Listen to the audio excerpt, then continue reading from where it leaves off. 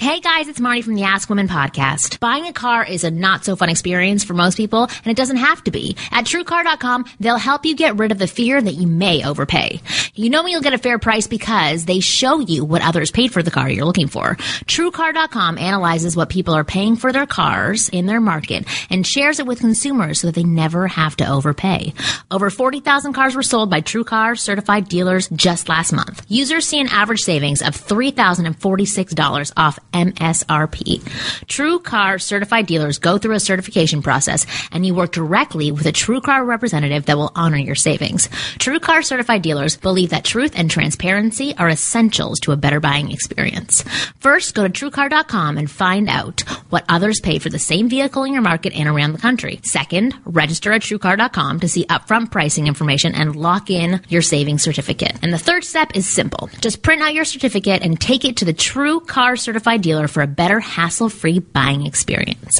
TrueCar has the most comprehensive new car pricing information available and a certified network of dealers that offers a hassle-free car buying experience and negotiation-free guaranteed savings. Support the Ask Women podcast and shop at TrueCar.com. The following program is a PodcastOne.com production. PodcastOne.com presents the Ask Women podcast. A place where two comics and a professional wing girl get together to dissect the female mind. You don't know how I feel. And explain it to men in terms they can actually understand. Booze. Now, here's the lovely ladies of Ask Women. Hey everyone, welcome to the Ask Women podcast where you get real advice straight from the source. I'm Kristen Carney, a comedian and your host, along with Marni Kinrys, best-selling author of Get Inside Her. Yes, and you're Kristen Carney who has food in her teeth. I was just oh my God, I can feel that I have food in my teeth, and then I just saw that you have some in yours. Do I have any in mine? No, but I can feel that I have. It's because I have cilantro. Cilantro's the worst. It is the worst. It's the worst tasting too. Oh, I love it. But anyway, cilantro. How do I look, Adam? Perfect. Okay, okay, great. That's great. But we have Adam Lyons with us today, who was also with us on another podcast, who has tons of great information. He's our male voice today, and I'm excited about the show because we have Bald Bryan from the Adam Carolla Show coming in. Everyone who knows Adam Carolla would know him. He's the sidekick and the sound effects guy on that show. He's going to talk to us about his new book called Shrinkage. Which, yes, has to do, I think, with some sort of male parts, but also his brain cancer and things like that. Yeah, so, which will looks fascinating. Like a good book. He should have been dead years ago, actually. Oh, yeah. Really? He's a living miracle. He literally is. Oh, I can't wait to hear about all of this. Yeah. Please follow us on Twitter at Ask Women Podcast, and also please check out our Amazon page, because I just want to stress that. Go to winggirlmethod.com. Don't just check it out. Go buy shit from buy the shit page. On it. Winggirlmethod.com/Amazon, because, you know, when you go buy stuff, that helps keep us on the air. When you listen to our sponsors and then go check out their website, so for example, also keeps us on the air. If you're going to check out Bald Bryan's book, the Shrinkage book, get it on our Amazon. Do it through winggirlmethod.com/Amazon. And I've read that book. It's a very good book. So don't be stupid. Go buy the book through the Amazon. Well, I read the chapter that you sent over to me, and it was really good. Yeah. About him and his wifey. Yeah, and it's very honest. All right, but before we get started, I wanted to give you a Wing Girl Minute. All right, there is no right thing to say to a woman, but there is a right way to say it. Line up 10 men and have them say the same successful pickup line to a woman. Do you think this woman will be attracted to all 10 men? Not a chance in hell. She will be attracted to the man that said the line the right way. Right way equals backed up by presence, intention, and character. So it's not about what you say, it's about how you say it. And that's my Wing Girl Minute. Was that a minute? I love it. Even close? It was like 28 seconds. God damn it. It's a Wing Girl half minute.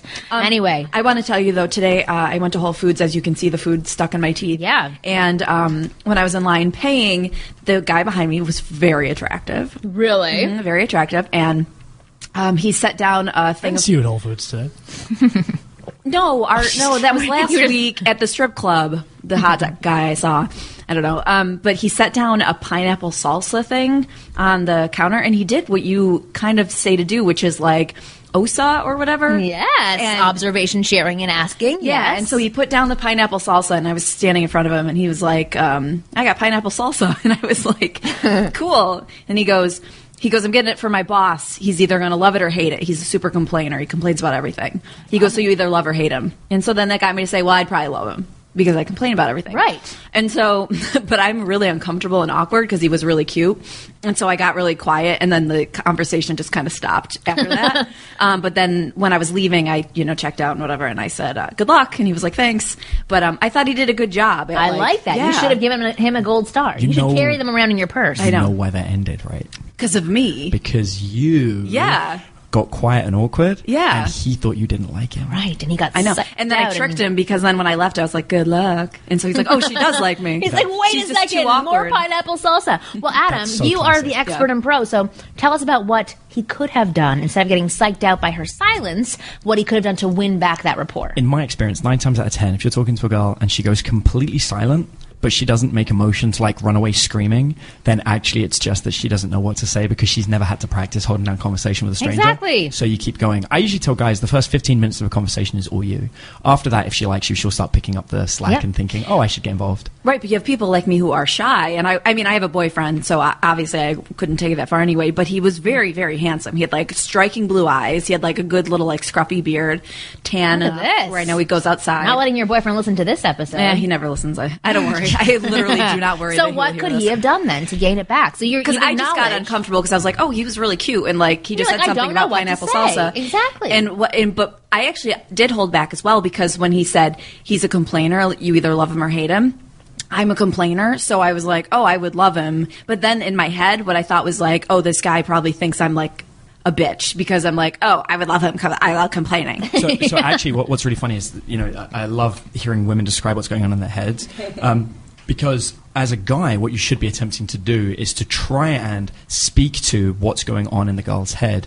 And so one of my favorite things to do is I like to make observations and assumptions about people. So rather than just asking questions, I'll probably just come out and say it. So if you said, for example, oh, I'd probably love him, I'd be like, oh, no. I'm glad you don't work in my office, because then there'd be 2 of you, and I'd have to get 2 pineapple salsas. It wouldn't be good enough for one of you. I'd still get it wrong. Right. You're bad news. Right. I'm actually glad that you don't work with me. What do you do? And then I'd find out what you did for a living. Right. And then once you said, whatever, you're a comedian, I go, that makes sense. You're just pulling my leg. You wouldn't really like him. Now I know it's a joke. Right. Because it can only be, and it would keep going on like that. Yeah, I love that. Yeah. Well, okay, so off air, we were talking about Adam's really interesting relationship status, because last time that you were on our show, weird. I know, Kristen is like, this is really fucked up. Like, but I always love hearing stuff like this, because I find it fascinating. When I hear this, but when I hear it, I just literally go like, mama, and I like want to suck my thumb. Literally. She will be sucking her thumb through this entire first segment. Awesome. So okay, on the last episode, you had mentioned 2 girlfriends. We quickly brushed over it. But now we want to talk about the full scenario of the 2 girlfriends. Can you tell us about having 2 girlfriends and what this actually means? Yeah, so I suppose to give you the history of it, and actually I don't often talk about this. I don't promote myself as being polyamorous, because I actually think that my relationship status is kind of a personal thing. It's like, it's my own thing. But if I had 2 girlfriends too, I'd be like, yeah, this is personal. Like, I do not want to talk about this. Exactly. Shit. I don't need to brag about it. And it's funny, because I could probably make a lot of business by coming out and saying to all of my fans, hey, by the way, I've got 2 girlfriends, and here's how I do it. Want to be a man like me? But that's not how it is at all. We're actually, it seems like a lot of extra work. Oh my! You know what's so funny? My girlfriends the other day, we were hanging out, and we were at this family event. It was like a big group dinner. It was like a whole bunch of family and friends and their kids running around and playing. And they all the guys there were like, oh, he's the luckiest guy in the world with 2 girls. And both my girlfriends at the same time said, you know what? I said, don't judge him so quickly. Like, this guy puts up with more crap than any other guy on the planet. Yeah. Right, he's got double. It's like the worst thing ever. He's past the honeymoon phase, too. Yeah. So it's like, you got a lot. It's work. Well, their ovulation cycles are in sync now, so we have Hell Week in our house. Jesus. It's like 1 week where both of them are completely emotional, and I will just be consistently putting out fires. Like, I can't even imagine having 2 cats. Like, my boy, that we're both female. Like, my boyfriend recently was like, we should get another cat, and I'm like, no, 2 cats. It's like 2 women. But both the girls are like, no, this guy, like, and they were really supportive. They're like, this guy's more of a man than almost any other guy either of us have met, because he can handle not just one girl's problems, but both of our problems, and he satisfies both of us. And one of the girls was like, I haven't been in a relationship for years until I met these 2. She's like, because I always felt that guys were missing something, and she's like, and Adam has everything that I want, so much so that I'm willing to share him. And on top of that, I get this beautiful girlfriend as well who satisfies that side of me, like having a girlfriend that's always there to go and get nails done with and to gossip with. Like you go out to eat and they're like, Lions, 3, party of 3. This is weird. It's just weird. We had, I think I've mentioned this before, but one of our like friends, Valentine's Day, party of 3. One of our friends who was gay, so it's not the exact same scenario, but he broke up with his boyfriend. He moved in with us a little bit because they were living together and he had a place to stay. And it was like the best relationship with all 3 of us. We didn't have sex with each other, but my husband would sit in silence because he's an introvert and enjoy himself, like, you know, recharging. And me and Scotty would just watch The Bachelor and talk for hours. And all of us were completely satisfied in this relationship for 2 months. But Scotty's gay, right? Scotty's gay. Yeah. It's not exactly the same relationship, but I'm just saying, right. like, we had a little bit That's of my threesome. dream. I would say that. If I lived with my boyfriend and a gay best friend. Well, no, literally, I would, because I'd have like my girl. Everything. And I'd have like a guy. So see how you guys say that? We have exactly that. The only difference is we also all have sex. You also have sex. That's the weird part. Yeah, it's exactly the same. I love how that's the weird part. Yes, to me, very strange. But that's the awesome You don't even part have to me, sex that with it's one fascinating. person, Like let alone 2. I've talked about this before. I don't know if I could invite a third person into my relationship, and I don't know if my husband could either. And I think we would have to ease into it. But I'm completely fascinated by it, and I love how you tackle it so maturely, where it's Literally. not exactly what you were saying before. It's not like you're bragging. You're like, yeah, I fucked 2 girls. It's we're in a relationship with 3 people. It's hard work. It's challenging at times, but we make it work, which I think is wonderful. And it's a really great way to go into this week's chapter in the man's playbook. Are you horny to win? He's like, I am horny. No, to win. I'm actually very horny to lose in general. Exactly. Well, so this week I wanted to talk about polyamory, because I guess it's a polyamorous relationship, right? Yeah, it's being in a relationship with, and actually, like we use the word love. I mean, like I've been with one of them for a few years now, and the other one's coming up to a year. Polyamory, want a cracker? I'm just going to make as many bad jokes as Like make possible. cheesy jokes because you're so uncomfortable. Your cortisol levels are going like through the roof. There you go. Right now. That's what it is. No. Yes, I can see. You look What's like you're the bad bloated. one? You're so What's the bloated. bad- Cortisol. Oh, okay. What's the good one? It could be Oxytocin or dopamine or Yeah, I'm missing serotonin. Both of those are gone. You're like, I got nothing right Yeah, now. All I yeah. have is a huge bloated belly. Actually, I'm so uncomfortable. The hardest part, actually, you brought this up, you touched on it, is when you get invited to an event and they go, feel free to bring a +1. And I'm like, can I bring a +2? Can I get Right. things? Right. And actually, a lot of my friends that know me now, they're like, you can bring as many girlfriends as you want. I'm like, thank you. Well, so tell us about dating multiple women, because I don't want to jump straight into the polyamorous relationship. I want to talk about dating multiple women and how to handle that, because I think that's something a lot of men struggle with. So the most girlfriends I ever dated at once was 14. And so I... What? 14 girlfriends Are you at once saying that's is the low? most. At one time? At once, yeah. So like all 14. Am were I on the go saying at that's once. Not in low? the same day. No, I'm saying it's insanely high. Yeah, so I would have to see Saying on it's average. They were on a cycle. I was seeing 4 girls a day, and it had to be pretty routinely planned out. Like, Well, you're lucky you do what you do, because that's your career, so you could do that. Exactly, yeah, it'd work. And I'd see like, a girl for breakfast, girl for lunch, girl for dinner, a girl in the evening. And So much work. It was a lot of hard God. work. And honestly, I only maintained that sweating. for a couple of weeks, the 14. My happy spot when I'm single and being single and not actually, I suppose, sharing them all together. Like at the moment, I don't really consider myself single. I'm dating 2 girls. But Are you afraid to be alone? no, I'm not afraid to be alone, but I am an extreme extrovert. That's what I was going to say. I recharge with people, to use Right. your terminology. So I need to have somebody around me all the time to feel rested. When I'm on my own, I get restless. So it's not a fear. It's just a... I actually... It's not an insecurity? Yeah, no, there are times I enjoy my own company and I need to have a little bit of time on my own, but primarily I would be so much happy being surrounded by people all the time. Puke. Every single day. Puke. That's their worst nightmare. Yeah, and it totally works for me. So having 2 girlfriends means that, like, girls sleep quite a lot. They need more sleep than men. There's a lot of studies that have shown this. Girls need on average 10 to 12 hours. I Guys love need 6 that. to 8. And so at any given point, there's a chance that one of my girlfriends is asleep and the other one's awake. So you're always entertained. So I'm always entertained. I've always got Who something to rides stand in the with. front seat? We cycle it. So often I try to make sure, and this is the key, you're talking about like dating multiple people. I try to make sure that I push the 2 girls together and I'm the odd one out. And I find that my life is a lot happier when I'm the odd one out and they you are should be in the back winning. seat. Yeah, so Yeah, I'll sit exactly. in the back seat and I'll get to lie down and sleep while they drive me around. Yeah. Well, even though you don't need the sleep. Yeah, well, if I can catch up if I need to, I can Right. have like a nap or just lie back and sit on my phone or what have you and let them 2 talk and discuss, and I can just enjoy listening to them talk. So in general, I find anytime I push those two together, my life is a lot happier. And there are moments like one of my favorite things that happened recently. This is a little bit X-rated. I don't know how far I get. So stop me if I cross any lines. But I'm all ears. You've already crossed it with polyamory. It gets worse. So I was downstairs working in our apartment block, and I went into the lobby because I couldn't concentrate because they were both talking and giggling and what have you. And they're like, "Hey, we're going to go and have a bath together. You should join in."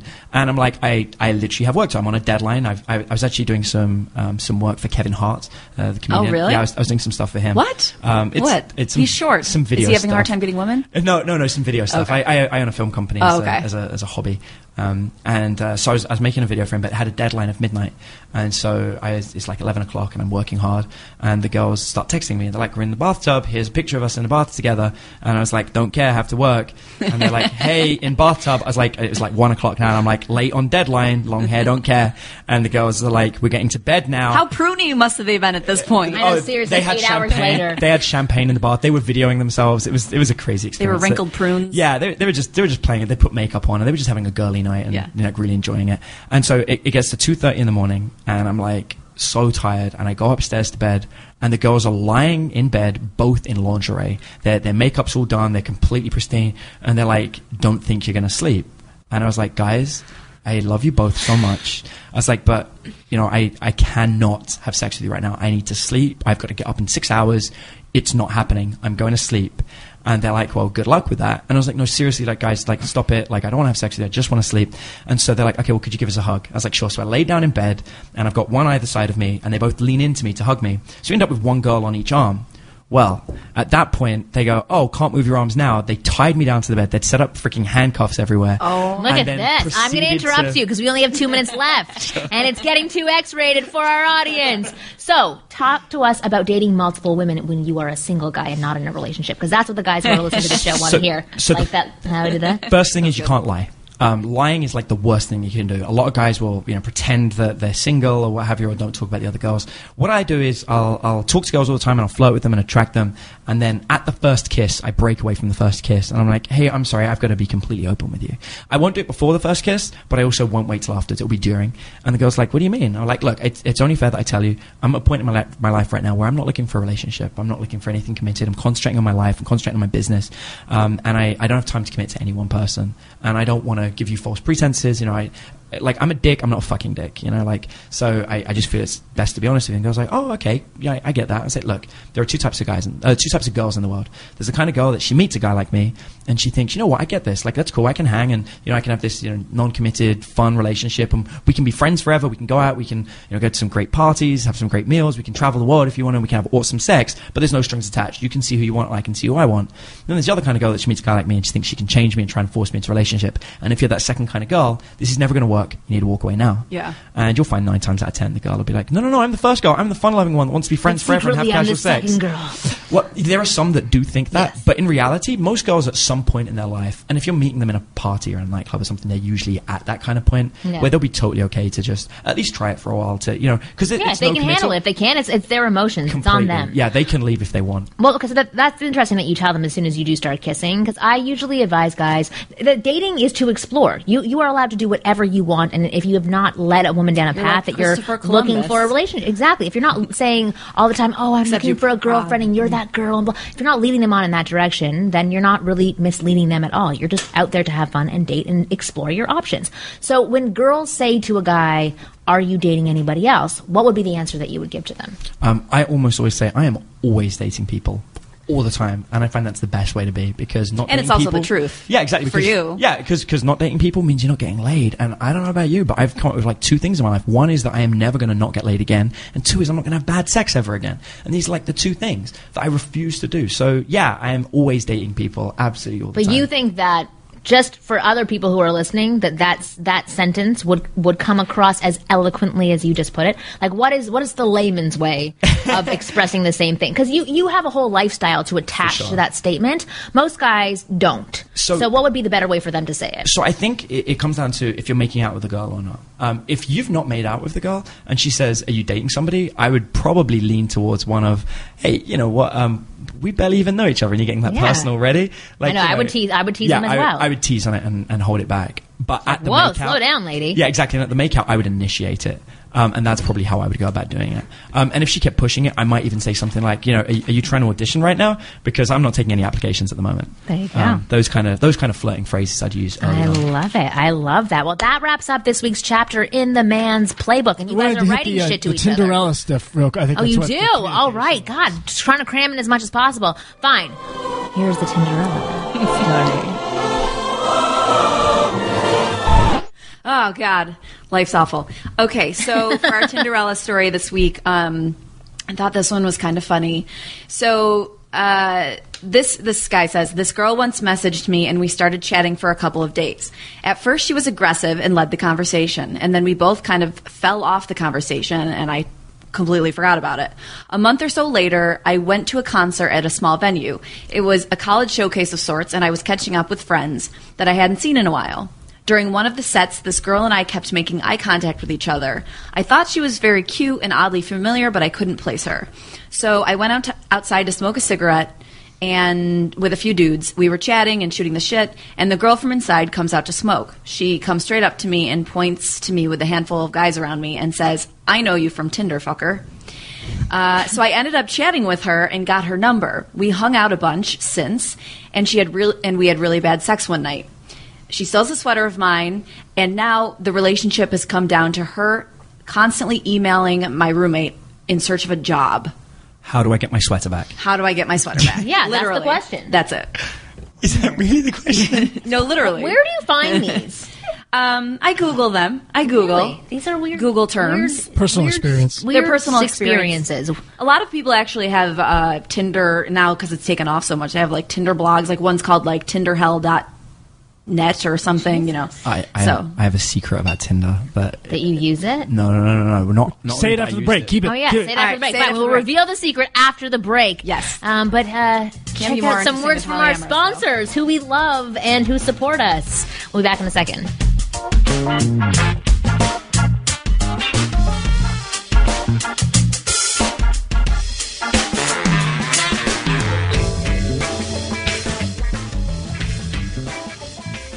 Hey everybody, it's Karen Bryant, and I've got a new show coming to podcast1.com. I've been covering combat sports since 2005, and I'm going to be taking you behind the scenes of the world's fastest growing sport, MMA. I'm going to have interviews, analysis, and lots of humor with some of the biggest names and rising stars in the sport. Whether you're already a super fan or you're just looking to learn more about MMA, download the Karen Bryant podcast Friday, May 16th at podcast1.com. That's podcastone.com. You're listening to the Ask Women podcast, a Podcast One presentation. Hey everyone, welcome back to the Ask Women podcast. We are here with Bald Bryan, the man, the sound effects dude from the Adam Carolla Show. Hi. Thanks for coming. Thank you so much for having me. Yeah, It's Of fun to be here. course. You're wonderful.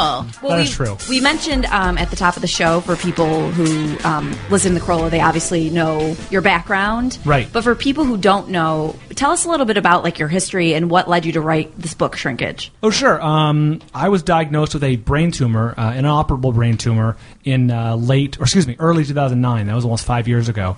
And things got a lot worse before they started to get better. I was in really bad shape there for a while. I was using a walker full time, using a wheelchair at one point. Yeah, it was pretty bad. I mean, initially given 6 months to a year to live. What? And you were 30. And I was 30 years old and engaged. Oh, my I was God. engaged, and my fiance and I lived together, and she became my primary caretaker. We were both laid off at the time. This is early 2009. Wow. I remember how bad the economy was. I lost Right. my job. She lost her job. So this is like this is literally the definition of hell. For some people, Yeah. I imagine Yes. it would be. Yeah. For other people, it's listening to Spiderwebs by No Doubt over and over Right, again. But, right. For most of us, this Right. is a version of that. Right. So we're both laid off. I'm diagnosed with inoperable brain cancer, and thus our story begins. Yeah. Well, actually, I want to ask you And some it questions ends about well. that, though, because no, but in terms of your relationship, because that would probably be really hard on your relationship. Did you guys struggle during that time, or did it bring you closer together? I think it brought us closer together. I mean, I think I mentioned it somewhere in the book, but Christy's people close to Christy were like my fiance at the time and now wife. The question was asked, are you going to stay with him? And not because you don't love him, because this is a lot for a 29-year-old engaged person to take. Well, my boyfriend dips I mean, he chews tobacco constantly. Oh, so you'll be in my position soon. Yes, yes. And I basically said to him, like, I'm telling you now, because I've been telling him to stop since we've met. My brother dipped my whole life when I was little, and because we're Hicks. We're from, like, the middle of nowhere. So it's like people chew tobacco. But I've told him a million times, stop, because I'm telling you, I will leave you when you lose your jaw. Sure. Like, I'm out. I'm not hanging with a guy with no jaw. Yeah. He won't stop, but... you don't want to kiss a deflated balloon. No, I mean, come on. A Siskel and Ebert, I mean... Yeah. Ugh. More Ebert than Siskel. Right, Although Gene Siskel died of a brain tumor. Interesting. Think about that. Ooh, that was not apropos of... Well, last episode, apropos. we were talking about, we answered a question from a listener who was writing in about his depression and how to introduce that into the relationship and how to express that to women that he's dating. When is the right time and and should he say it? Sure, it's like herpes. So, yeah, exactly. When to bring it up. When to bring it up. So for By you the way, I guys... have herpes. Right. So it's right Get now away is from when the you bring mic, it up. please. No, but for you were already in a relationship, right? And but I'm assuming We were living together. or I'm guessing that there would be some levels of depression from both sides of the relationship during this process. So how did you guys go about communicating and making sure that you stayed strong? I think, fortunately, Christy and I are so similar in the sense that, we're dropped into this position and there's not a lot of contemplation going on. It's more like we're in attack mode. We're in like, all right, let's get down to business. She's an advertising executive, and so she has a pretty high profile job for her industry, and she got after it. We researched doctors, and we found the best doctors, and we asked friends and family and people we knew, contacts and whatever, and found the best treatment centers and the best doctors and the best professionals and all that stuff. So it was more... You were a team, it sounds like.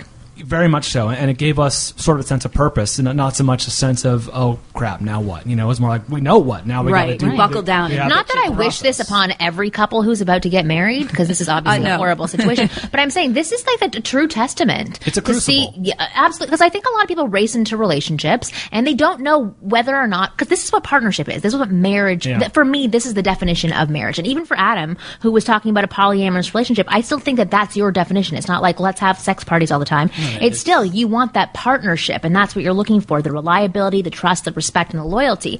And I think that a lot of people he just wants sex. Right. Well, hopefully one of his wives will help him through cancer. Yeah, exactly. They can get rid of the other one. Or both. They can take Or shifts. both, exactly. If they can split it. It's like an insurance policy, basically. One drops out, you you have another one to back you up. I bet so it's at fine. certain points early on in our marriage, my wife really wishes there was another wife around, because when you're the 24-hour caretaker, and like I said, it'd be one thing if she was, hey, it's time to take your pills, but it's another thing when she's helping me to the bathroom, she was the 24-hour, like you're a nursing care professional. Right. I mean, this is a situation where it's an inoperable brain tumor. Tell us, because essentially it's like you're like a miracle.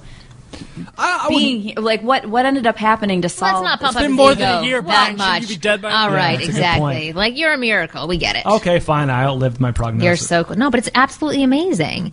What transpired, essentially? How did you get better? So about 6 months in, I was doing pretty badly, and as my doctor put it to me after the fact. So I was initially diagnosed by a doctor who we didn't see eye to eye on a lot of things, and I ended up with a much better doctor, thank God, just down the street at Cedars-Sinai Hospital, and he put it to me in retrospect years later. He's like, listen, if things hadn't worked out the way they did, we probably wouldn't be having this conversation right now. Meaning that he would have retired. No, meaning that I wouldn't, Right, wouldn't be around. So what happened, it happens sometimes with people who underwent radiation and chemotherapy right away, 5 weeks, 6 weeks, whatever it was.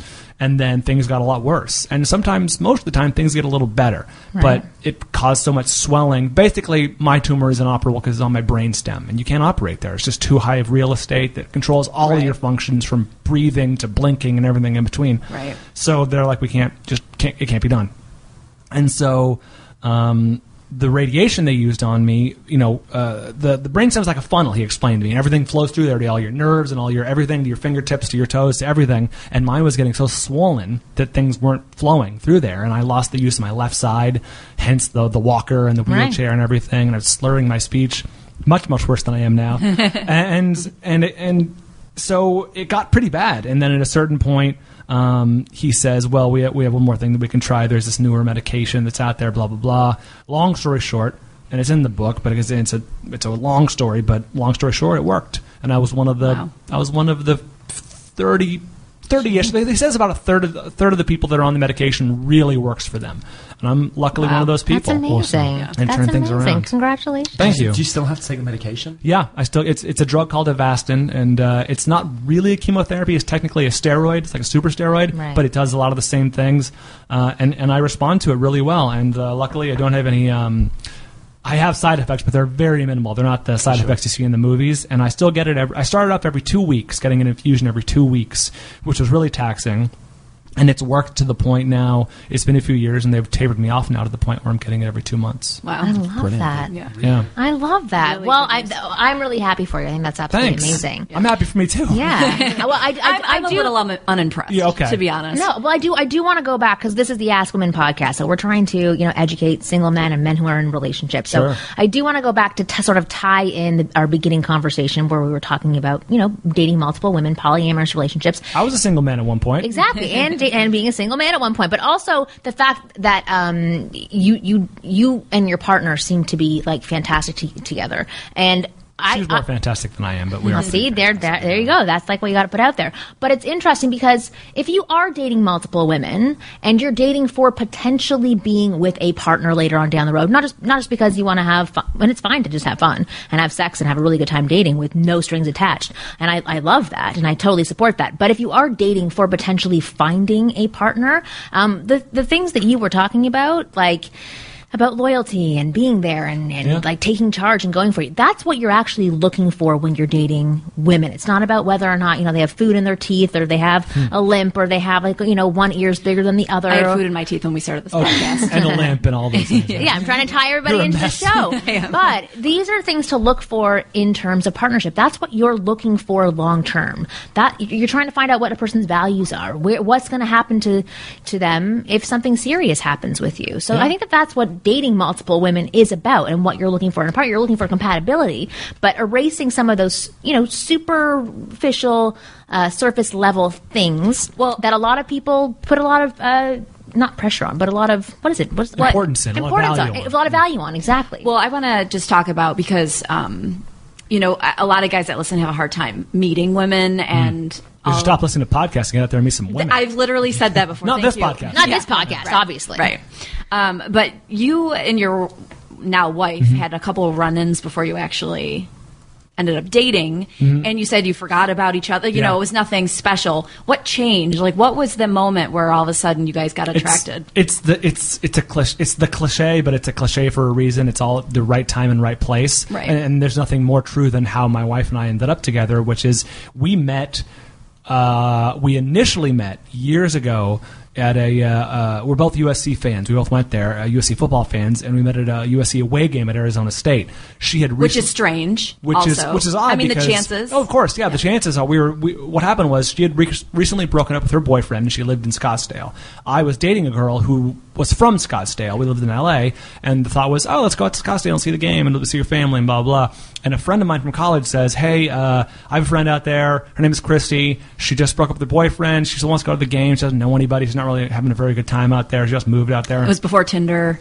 It was absolutely before Tinder, and she said, would you mind if she tagged along with you? I'm like, more the merrier, sure. And so she tagged along with my girlfriend and I, me and my girlfriend and her family, and we had a fun time, went to the game together, and went to the rally together, did the whole thing, and she even came over to my girlfriend's family's house for dinner, and we promptly forgot about each other. We never talked again. That was just a fun weekend, and it didn't leave much of an impression because I was dating someone, and I was in a pretty serious relationship, and I'm a good boyfriend, or was at the time, so I'm not too concerned with this. It wasn't going to turn into a polyamory situation. No, those people are pigs. I'm sorry. They're weirdos. Headphones working.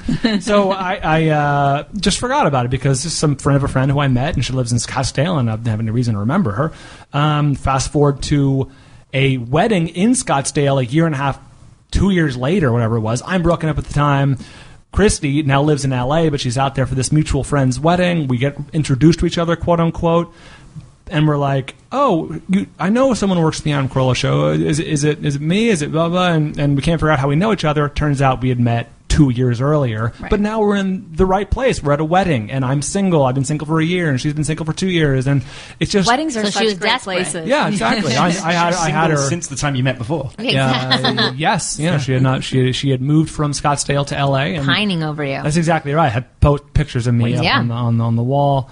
Like, I But it don't was know the how right I know time. you. It was the right time. Gee, I'm not sure who. Yeah, it was just right time, right place, and that's a cliche, but it's true. Yeah, Well, and you said about, I really am just curious from reading the chapter, you said very briefly, which I really wish you followed up more on, and I think you know what I'm going to ask, but you were saying that she was just breaking up with a boyfriend that could or may not have killed her dog. Right. I just wanted a little more detail. The lawyers asked me not to put more Really? detail in. No, I can tell you all okay. because he may or may not have. So who Right. knows if he did or Right, not? And right. I didn't name him because I don't think I actually remember his name. But unfortunately, Christy had a little dog, cute little thing, and the boyfriend and the dog did not get along, which should have been a sign for her that this Yeah. is not the right guy. Yeah. But at a certain point, she went out of town for business and left the dog with the boyfriend or blah, blah, blah. And the boyfriend called one day and was like, your dog died. and it went and the dog was 2 years old. You know what I mean? It was like That it guy was totally semi-mysterious. killed her dog. Semi-mysterious Totally circumstances. killed her dog. May have snuffed the dog out. Holy That's shit. That's very so. All right.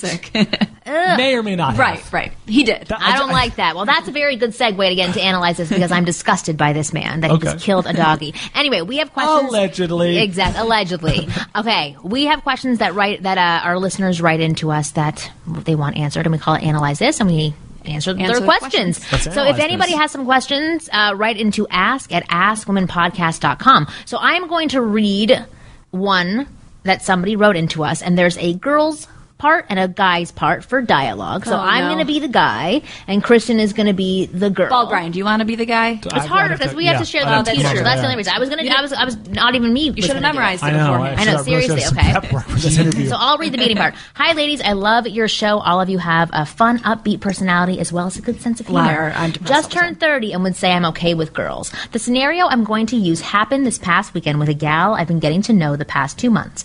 We've been out, slept together, on and off, blah, blah. Her and I... Is she a lesbian? Is that? What? Are you pointing at me? Is this a I feel guy like you're writing pointing in? at me. It's a guy writing Oh, I in. thought it was a girl writing No. in. You said she's okay with girls, and I'm kind Oh, of right. Okay. Oh, okay, gotcha. Sorry. Like I'm okay with girls. Like Yeah. I like to go Okay, down on them and gotcha. stuff. No, Okay, this is a not a dude. lesbian. Sorry. Yeah. Her and I were talking earlier in the week about grabbing drinks this past weekend on Saturday night to celebrate the new season of life she's starting. She's going to beauty school. He said red flag, LOL. That's something you don't celebrate normally. At beauty Well, that's school. what he's saying. He's like, No. a red flag. Right, yes. So this is the earlier text that he received and has sent on Saturday. So Saturday, early afternoon, she texts. So her. Hope you slept well. I also hope the customers are nice again today. Smiley face. Okay, so he's in sales. I have this background, but he's in sales, so that's the customers she's referring to. Thanks. So far, the customers have been great. Me. What are you doing today? And then he has this in like quotes. So it's still early on in the day, way before we're going to meet up for drinks. So he said, "What are you doing today?" Good. I'm glad they're being so nice. I'm about to see Ender's Game with my friend Haley. Oh, nice. You'll have to let me know how that is. Would you be up for? Please stop. It's fucking garbage. I'm just trying. I don't know. But our voices sound too similar, apparently. So I wanted to just try and make a distinction between the two of us. It's helpful. Would you be up for another movie later tonight before we grab drinks? There is a theater in Portland playing Citizen Kane. We had talked a couple of weeks prior about watching it at my place on DVD. Right away, I can tell you this relationship is not going to work. Yeah, this is He's like- in a Citizen Kane and she's in Ender's Game. Yeah. It's not going to You work. start throwing movies in, Brian's got a whole lot. She's like, what's Citizen Kane? Oh, got it. Where are we? I hope the rest of your day went well. So she totally ignored it. She didn't even write That's back about weird. this, okay? She sucks. And then, so he said, "It did. Day's not over yet. Do you still want to grab drinks tonight?" Something Okay. tells me a lot of time passed between his text and Yes. hers. Oh, so he's He has giving the times too. timestamps. Something Okay. tells me So then hours Sunday passed. morning she finally responds. So he sent that one at 9:18. Do you still want to grab drinks tonight? Right. 19 p.m.? Yeah, 9:18 p.m. Oh. When was Yeah. the previous text message sent? The previous two? 4 So it's this. p.m. the day. It started at 12:18 Okay. in the day, and When then did he invite her to see Citizen Kane? Yeah, he that's what I'm invited her wondering. to Citizen Kane at 4:09, and then she wrote back At at 8:48. I That's what I'm hope saying. the rest of your day went Something well. came up. Wait. Something came up. That was the movie. the movie. Yeah. She's watching the movie during that time. She's watching the movie. Okay, so she's at the movie. And then but she then said what exactly? I hope the rest of your day went well. What do you mean she's at the movie? She's Yeah, at the she movie. watched She's Ender's saying Game. going That's to what the go 4 see hours Ender's were. Game. That's No, but you could respond during movies. But she obviously You didn't. better not. Right, She but chose not obviously to. she chose not Women to. watching the Ender's Game. That's a good So point. Sunday morning, she finally responds She's at not like, hold off, 8:53 I have a.m. Hey, sorry I didn't get back to you last night. I was asleep. 3:58 a.m. And then she wrote again at 2:56 p.m. Sorry to bail last night. And so he never responded to her morning text message. So she wrote back again at 3 p.m. So then at 4:59, sorry. Then she wrote again. And then she wrote again at 5 o'clock saying, how's work today? So clearly Right. now she's having She's you like, know "You what hate happened? me I now." think she knew she lost him. You guys should rename this bet, call it Overanalyze This. Yes. Yes. I know, seriously, because this is not like quick little answers. We're no love line. We don't answer in 30 seconds. We're women. Okay, so then he wrote, I'll give her the benefit of Dwell the on doubt this. that she went to bed early, even on a Saturday night. But she obviously had her mind made up that she didn't want to go out for drinks long before she went to bed. I completely agree with that. In the past, I've been the nice guy that says, oh, it's okay, I understand, don't worry about it, and let them walk all over me, even though deep down I'm pissed that I got ditched like that. How do you put your foot down when they send the bail flake text? Or how do you set up rapport beforehand that they don't bail on you at all? Thank you, ladies, for taking the time to read this. I'll be eagerly listening to your show for an answer. Jordan Dynamite from Portland. I don't agree. He changed the deal. What? It's his fault. He changed the deal. Change the deal. Yeah. So they originally had plans to catch up for drinks after the movie. She's out with her girlfriend. They watch a film. They get out of the film. And then he shifts it to try and be to watch Citizen Kane. She's already watched one movie. I know very few girls that will happily sit down and watch 2 different feature-length films, one after the other. You found unless her. Unless You're it's a rarity. I know. My wife will But he barely watch said, 2 in a week. Yeah. he I said agree. watch 2 movies before we grab drinks. And if Right. you're a girl that's into the guy, you usually say yes. No, but you see, the thing is, it's the commitment of the drinks. Also, she's already with a friend. So I look at it like this. She's out with her girlfriend. Her girlfriend's watching a movie. She could have said to her girlfriend, hey, you can meet this guy later on. We're going to grab drinks together. And then he's like, do you want to watch Citizen Kane? She realizes she can't take her girlfriend there. She's already said to the girlfriend that she can have drinks afterwards. So now she's got this awkward scenario. The girlfriend's going to be an impact on this. Talking about overanalyze this, the girlfriend's definitely going to be looking at those texts of that guy with her. And they probably decided to complete the night, just have a girly night and not worry about it. She then felt awkward because she didn't respond to him. He then starts ignoring her messages, so she starts sending him text messages to be like, oh my god, if I damaged this, and that's what's going on. Now he's looking for a way to punish her for that, but because he's got a feeling that he needs to get some kind of emotional reaction to it. Well, because he feels that he's been walked all over. Right, And he's a chump. I think actually No. what happened was, He may feel that. I'm saying. Yes, but he's not. Yeah, exactly. But yes, I'm sure he feels that it, way. but that's not what actually happened. No, it's not. He shifted the deal slightly. That put her off a bit. She was with a friend, and so this was a classic miscommunication. The whole thing didn't actually go the way it was going to go down. But she still likes him. The easiest way, and the way that I always respond to these things, is you don't want to let me be a pushover, but at the same time, you don't want to come across like a dick. So I'd always be like, hey, no problem, not a problem. I ended up doing XYZ, which will sound awesome. So I'll be, I ended up hanging out with some really friends, and we did this awesome stuff that you totally missed out on because you flaked, but not a problem. And then I'd be like, you know what, you can totally make it up to me. Drinks are on you next time when works. See, okay, I love that response. I don't agree with the analysis. No wonder you're dating multiple women. You got that accent going on. Yeah. I know, I'm seriously. He's Back in nothing the in UK, England. he'd be like, I'm halfway in. I know. You're about to have a see third. that. Look at him. He's like drooling say, and this stuff. is working. But I would say the analysis on the other side is that Dressed like a Backstreet Boy. like I read this and he just seemed like he was trying to do too many things, which I kind of agree with you on that point. That like, hey, you had plans for drinks and you're trying to throw something else in there. It just seems too overwhelming. But they had been sleeping with each other and they've been on and off, so there is that established connection already between the two of them. But I think that they've sort of had a deal, or it sounds like, that she doesn't have to give him a response. You said you've been on and off the entire time. She doesn't have to respond under to obligation. you. Yeah, there's no obligation. So I don't think that there's an actual deep connection there. I think she's treating it very casually, as it seems you have been as well. And if you want something more from the situation, then that has to be communicated. But I would say that she's not overly into him because she didn't respond back. And the next morning when she did finally reply, because I've done this as well, where I pretend to fall asleep or I pretend to forget to text somebody back. So because I'm not that into them and they're not a top priority for me. I pretend to not see art flashing through. Right. And then I'm like, fuck, they're not responding back. They hate me now. And it's not about I like him, I don't want him to hate me. It's I don't want him to hate me. So those two things for me as a woman are not tied together. It's just that I don't want to have hurt somebody. I don't want to seem flaky. I can be communicative over text, but I'm not going to give you much more. Yeah. So that's what I think was going on there. So it's kind of like a little bit of I agree with you half. Yeah, I agree with you. Brian, did you guys have games like this in your relationship?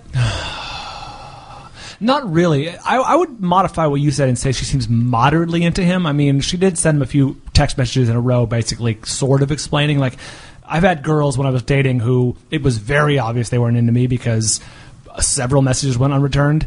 Text messages, you know what I mean? So, Right. so that's a sign that she's not into you. I'd say she's at least moderately into him. There's a conversation. I agree there's moderate, but there's no deeper connection there. It's like she didn't even feel the need to respond back to his, do you want to watch Citizen Kane? She just said, I hope the rest of your day went well. Well, she I'm going didn't know to completely ignore. She may have thought Citizen Kane was his dog. She has no idea what that But he is. said we had Beauty talked school? a couple of She's weeks like, I'm not into politics. prior about watching it at my place on DVD, so it's something she wanted to watch. Or it's something he wanted her to watch. Right, exactly. Whatever it was. Yeah, Totally into that. My dad's exactly the same with No Country for Old Men. Every time he talks to me, he's like, "Have you seen it yet?" I'm like, "No," and then I just try to avoid it now. Like, It's a really good movie. You should see it. Everyone says that, Quite but fun. now it's like I don't watch it because he's so. And he'll say to me, "Hey, have you watched No Country for Old Men?" for I'll be like, Polyamorous "You know Men?" what? Yesterday, actually, I went to dinner," and I'll just like completely pretend. Yeah, you you're didn't like, ask I'm the not even going to question. answer this anymore. feel bad Okay, for we your have enough dad. time for one more question. Okay, can you ladies describe your best first kiss? Actually, all of us can describe the best first kiss. I think this is a good Well, you question. had an interesting kiss in your Best first kiss? Or Yeah.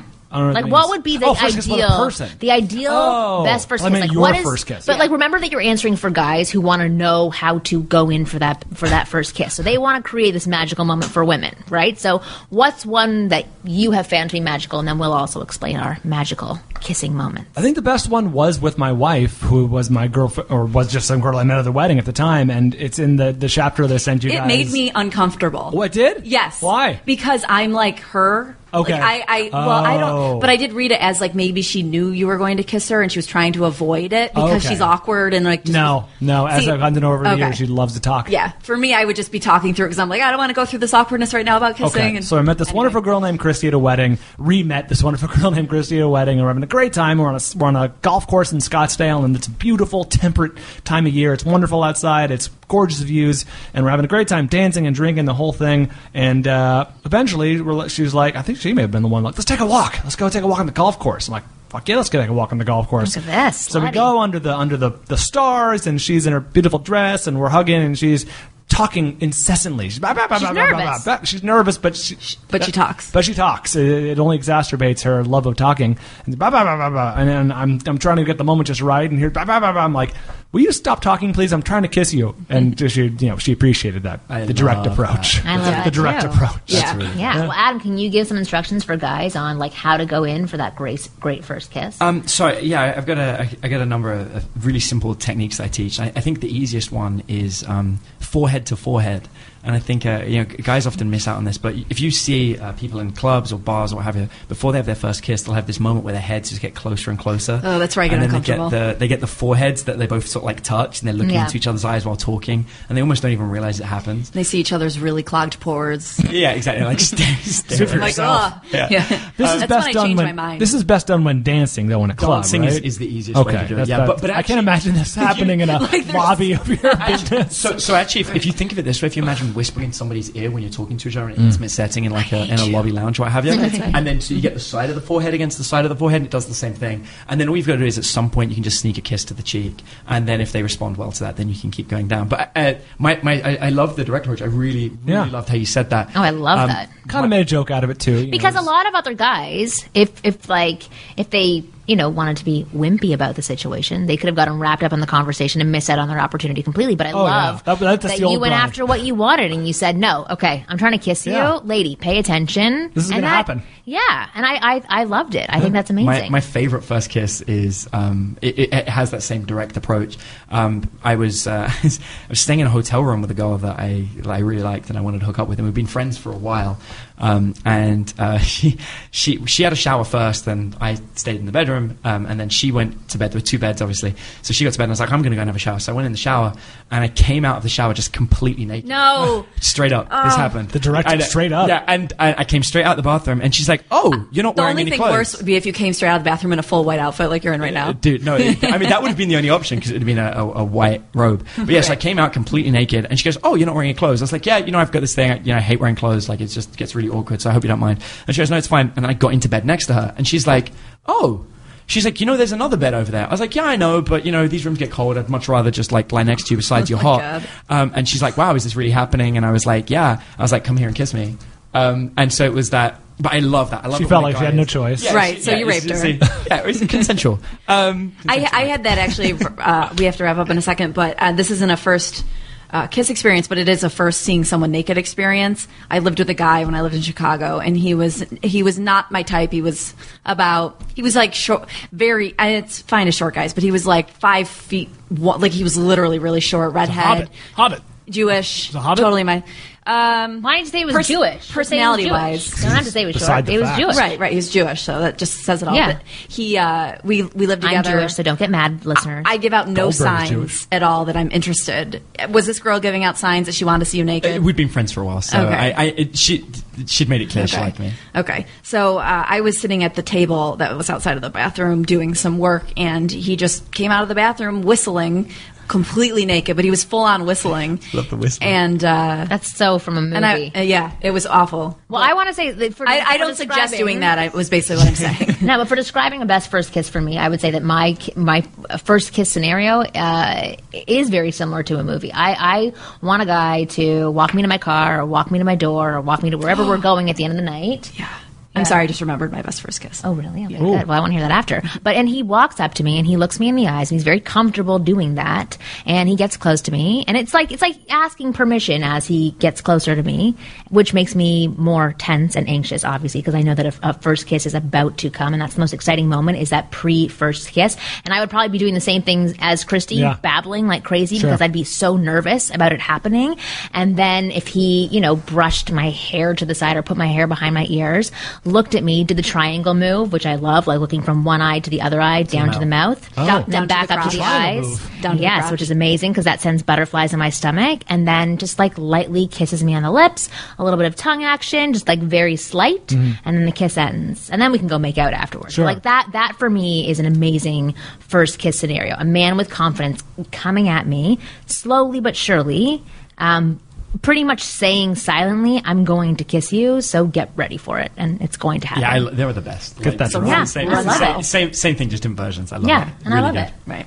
You want What's to tell yours? your story? Well, mine just was when David Gray "Sail Away" was playing, and that's like my favorite song ever. But that's all the details. That's all I got. I just love that song. You know that song, "Sail Away with Me, Honey." So it's about the music, not about the moment for you. Yeah, it was Combine all of our stories into one great first kiss. Right.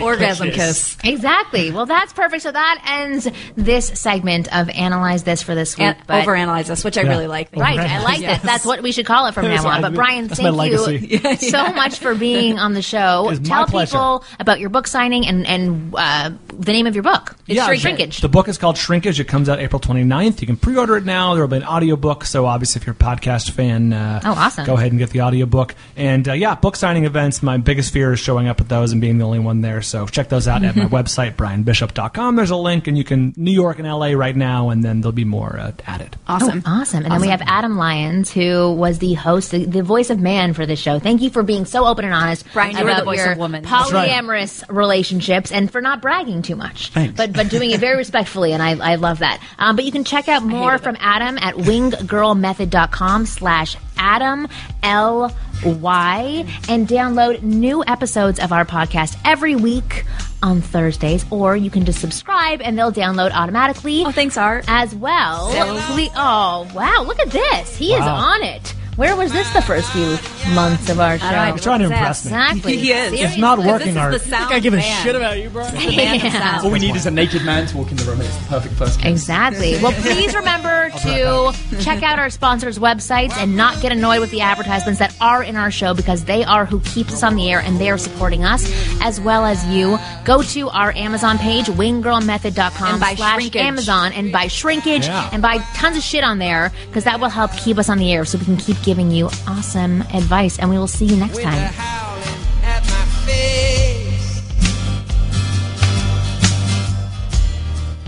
And everything I held so dear